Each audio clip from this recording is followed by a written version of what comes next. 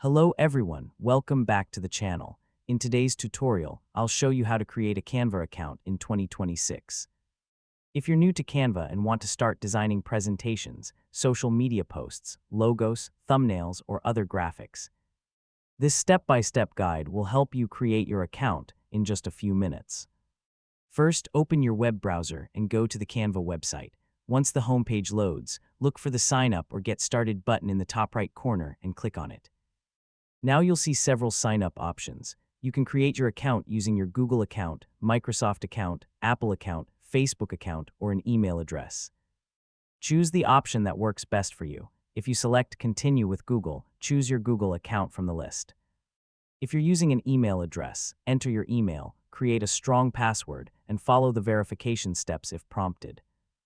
After signing in, Canva may ask a few quick questions about how you plan to use the platform. Select the options that match your needs or skip them if they're optional. Once the setup is complete, your new Canva account will be ready to use. You'll be taken to the Canva dashboard, where you can start creating designs, browse templates, and explore all of Canva's features.